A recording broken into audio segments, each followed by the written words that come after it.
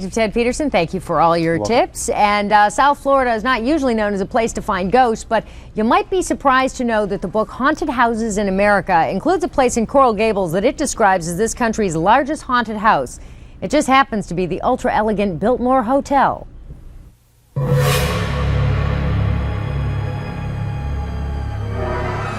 Groundbreaking for the hotel was on Friday the 13th, and most of the ghostly activity happens in the lavish suite on the 13th floor. This is a medieval fireplace, and there was a grisly murder here that happened March 7th, 1929. It was the murder of gangster Fatty Walsh. He was gunned down in front of dozens of elegantly dressed partygoers when his room was used as a gambling casino and speakeasy. It's now called the Everglades Suite. Ghosts hang around when a traumatic incident has happened in their life. They stay earthbound. They may not stay in one place all the time, but this is their home, and they keep staying here. And no matter what is done to this hotel, the ghosts are going to live here. Today, the Biltmore is a 4-star, 4 diamonds hotel. But in the 30s, the hotel fell on hard times, and during World War II, the building became a veterans hospital. Psychics believe the hotel is haunted by at least 100 ghosts.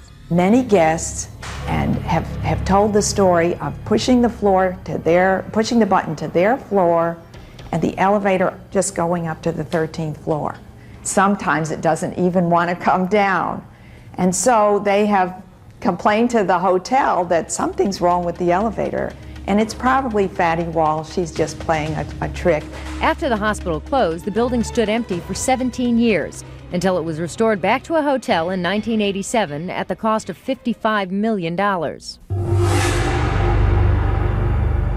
In the 1970s, a group of psychics conducted and tape recorded a seance in the suite. During the seance, there was a blind man with a cane that seemed to be helping the psychics and tell them the story. I'm not making it up, because it was documented on the tape recorder that taped the seance. You could hear the tap, tap, tap coming in and going out. They were able, with no prior knowledge, to describe who the people were, that there was a witness who had run up there, and the police, of course, had that witness to verify everything.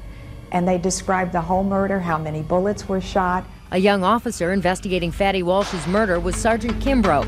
Kimbrough, years later, became chief of the Coral Gables Police Department. He was asked to review the transcripts from the seance. He said, "This is unbelievable. There are things in this transcript that no one would have known, that we didn't even put in the police report." Reports of ghostly encounters are not limited to the Everglades Suite. A doctor from the University of South Florida Medical School. He stayed in room 711 in 1988. And what happened to him was so strange that he wrote a letter back to the hotel claiming that he was awakened at night by a man standing at the foot of his bed wearing a rain slicker, and he vanished.